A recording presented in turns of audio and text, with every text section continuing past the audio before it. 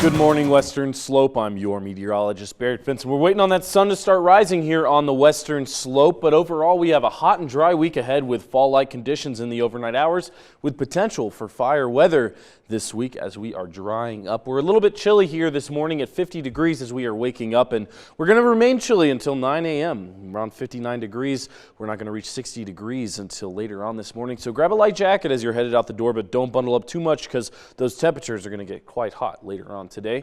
Radar is looking pretty clear as we are starting off our morning here on the Western Slope, and there's storm potential to the northwest. There's even a little bit of some storms developing out further in the Pacific. Now these are going to kind of get steered out away as we approach the evening hours, as we have a high pressure ridge over to the southwest from the northwest region. But with that high pressure ridge, we're not going to see any potential for showers at all as we have dry air overall on the way, increasing temperatures as we get a lot more surface heating in the daytime, as that futurecast looking very clear this morning as we are seeing that. Now, as far as taking a look ahead, we're going to be watching as this trough makes its way further to the east. These pressure gradient lines are going to get closer, increasing those wind speeds, raising potential for fire weather as we go throughout the next few days as we have this southwesterly flow, increasing temperatures to those 80 degrees for today, 83 for the high in Grand Junction and Delta.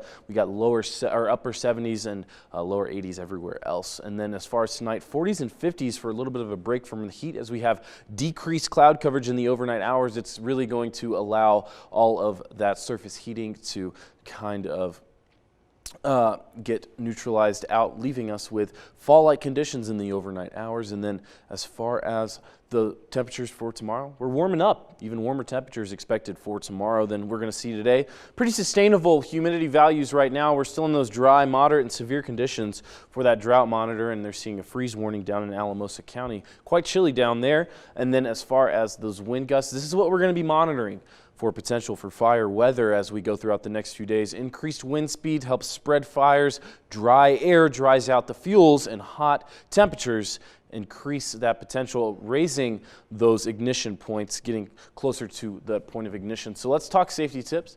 Obey those burn bans, keep the vehicles off the dry grass, avoid equipment that creates sparks, make sure those trailer chains are not dragging, folks, and then properly dispose of your cigarettes. But with all of this dry and warm air, we're going to be increasing in temperature with sunny skies ahead. Overall, you're going to go ahead and notice those overnight lows remaining in the 50s for fall-like nice conditions in the overnight hours as we have decreased amounts of clouds in the sky. We're going to allow us to cool off quite rapidly in the overnight hours. So as soon as that sun starts to set, you're going to see those temperatures really starting to decrease this week. And then we're going to get a slight shift next week with a little bit of some cooling for fall-like conditions after this weekend. But we're going to be remaining a little bit hot this week in the 80s, even in Montrose throughout the next few days. And then overnight lows in the 40s and 50s. But overall, you're definitely going to want to stay updated with this as we have potential for fire weather this week.